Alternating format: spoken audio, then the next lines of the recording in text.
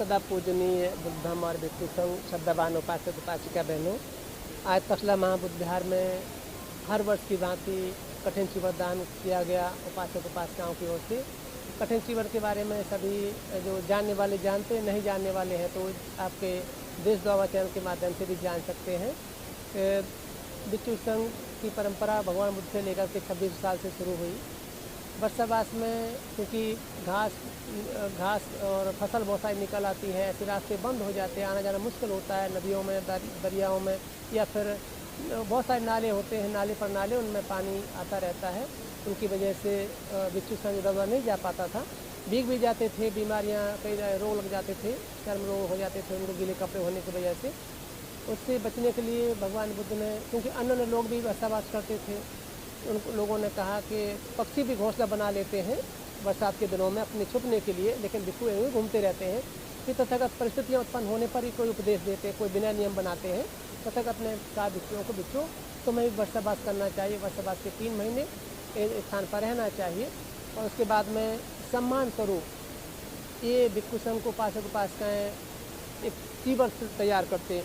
उन दोनों तो जैसे आज तो सिला भी जाता है, लेकिन पहले तो कपड़ा हाथ से बुनते थे, बुन करके और भिक्षु संघ को दान करते थे। कहीं कोई भिक्षु बिहार में रहता था, किसी गांव में रहता था, गांव का सहारा लेकर के निवास करता था, तो सभी उपासक उपासिकाएँ उसमें इकट्ठे होकर के उस कपड़ा बनाते थे।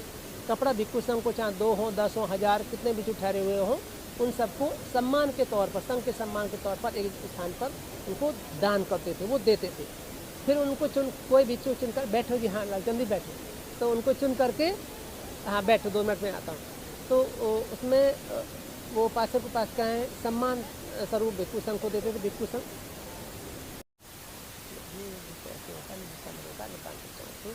अब जैसा कि मैं पहले कह रहा था, तो पशु पक्षी भी, लोग ऐसा कहते थे, पशु पक्षी भी ठहरने का स्थान बना लेते हैं और भिक्षु ठहरते नहीं। तो अगर ऐसे तथागत ने कहा तो भिक्षु संघ ने वर्षावास करना शुरू किया।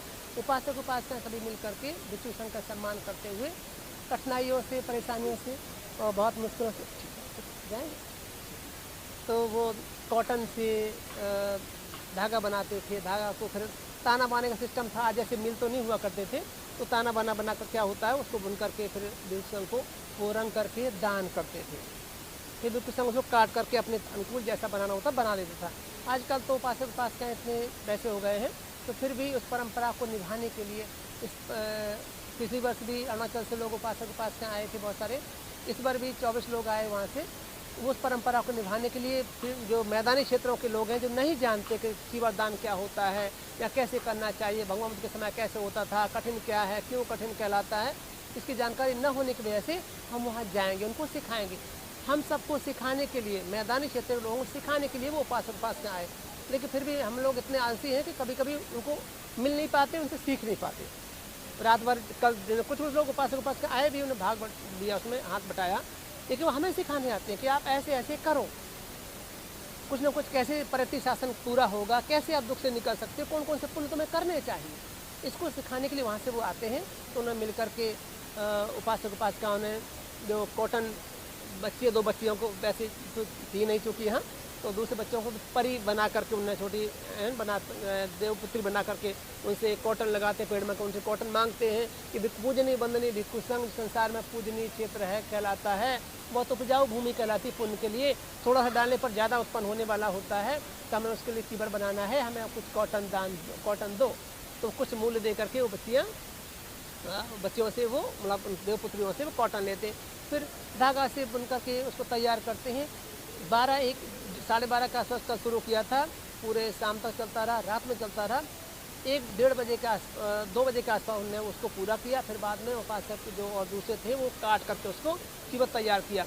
इतनी कठिनाइयों से कल उपोषण लिया था, बिना रुके हुए और बिना कोई चेहरे पर सिकन उनके, बिना कुछ खाए हुए, केवल उन्होंने पिया तो green tea P, black T या ग्रीन टी। एक बार उपासक नहीं मानते उनको जूस दिया, नहीं बाकी ऐसे ही करके भोजन के नाम से कुछ भी नहीं दिया, दूध की चाय तक नहीं ली। ऐसे लगातार काम करते रहे, खासकर उपासिकाएँ, महिलाएं बहुत बढ़ चढ़ के हिस्सा लेती हैं वो।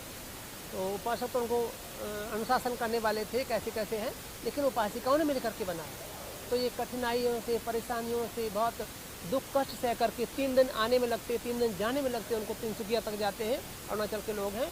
तो कैसे कैसे कठिनाइयों से बनाया जाता है। कठिन इसलिए भी है कि तैयार मुश्किल से होता है, इसलिए भी कठिन कहलाता है। पूरी 1 साल में एक बार, एक बिहार में एक बार, हजारों भिक्षु क्यों ना हो, लेकिन एक भिक्षु को दिया जाता है। इतने सारे चीवर हैं, लेकिन कठिन के नाम से तैयार किया गया है।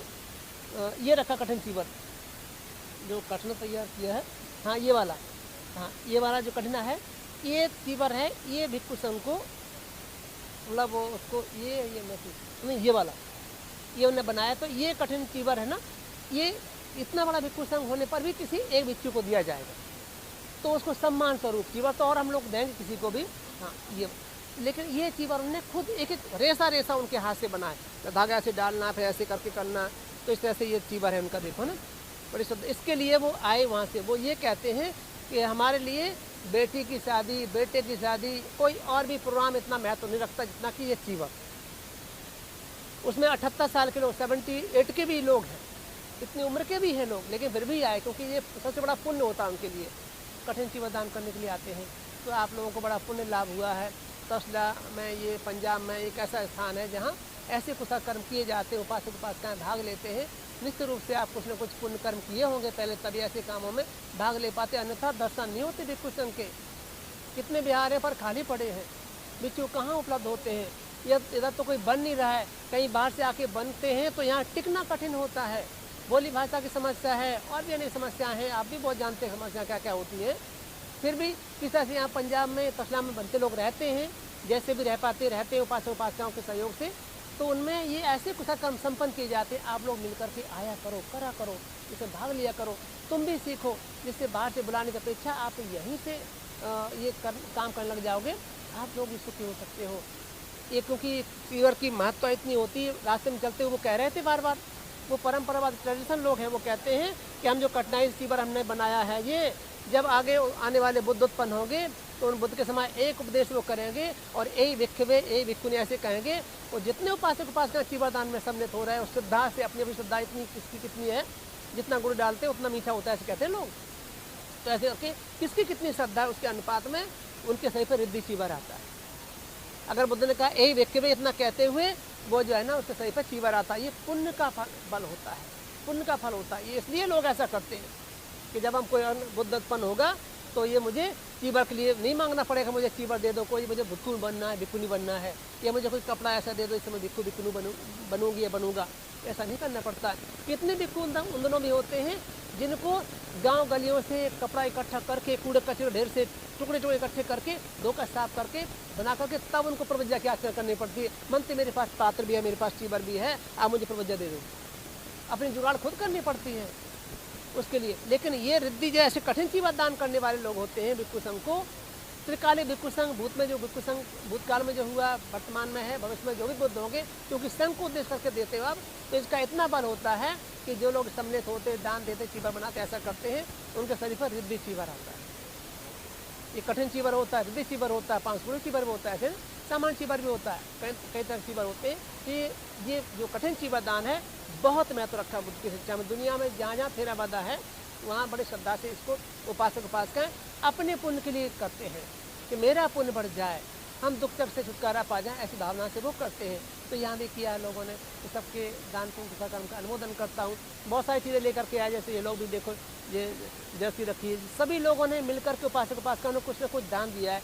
कभी किसी ने मुझे नगद पैसा दान दिया है, बनते सामान जो लगता है वो ले लेना, और कुछ लोग अपना खुद लेकर भी आए हैं, जिसमें सभी लोगों ने दान दिया है। सबके दान का अनुमोदन करता हूँ भिक्षु संघ की ओर से। सभी उपासक उपासिकाएं इस पुण्य कुशल कर्म के तेज से सुखी स्वस्थ रहें, दीर्घायु हों, उनके आत्मी बंधुओं के परिवारजन सभी के सभी सुखी हों। और जो लोग नहीं आ पाए हैं लेकिन भावना करते थे आने की, उनके लिए मंगल कामना है।